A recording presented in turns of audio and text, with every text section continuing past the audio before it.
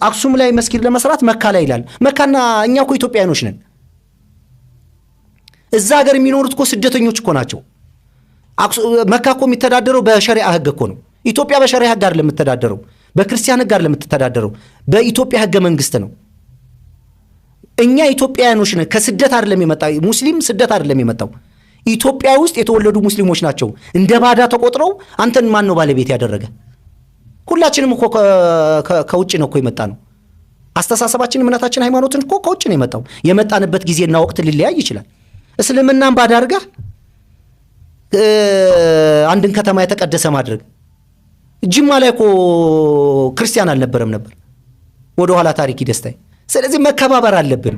እዛ ሀገር ያሉ ትግራይ ውስጥ ያሉት ክርስቲያን ወንድሞቻችን ለሙስሊሞች ይሄ ነገር እንዲፈቀድ፣ በሙስሊሞች ላይ የሚደረገው ጫና፣ በሙስሊሞች ላይ የሚደረገው ተጋድሎ፣ ስቃይና መከራ ማቆም አለባቸው ለራሳቸው ሲሉ። ይሄ እኔ አመጽን እንዲመጣ አልፈልግም። በአገሬ ላይ አመጽ እንዳይመጣ ነው መከላከል የምፈልገው።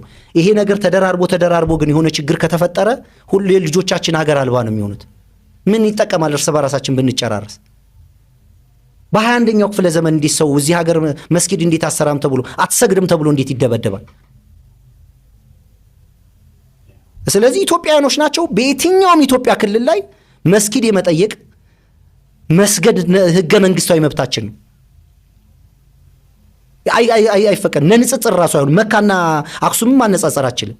ስለዚህ ኢትዮጵያ ውስጥ አፋር ክልል እኮ ድፍን 100% እኮ ሙስሊም ነው። ሶማሌ እኮ ድፍን % ሙስሊም ነው። ቤተክርስቲያን አይሰራም አልተባለም። መብት የላቸውም። አገር ሆኖ ለብቻቸው በሸራም ከሆነ መብታቸው ነው። እኛ የምንተዳደረው በኢትዮጵያ ህግ እንጂ በእስልምና በክርስትና ምናምን ይሄ ክርስቲያን ደሴት ነው ይሄ ሁላችንም መጤዎች ነን። ሃይማኖታችን ከሆነ ከኛ አይደለም የመጣው። የመጣበት ጊዜና ወቅት ቢለያይም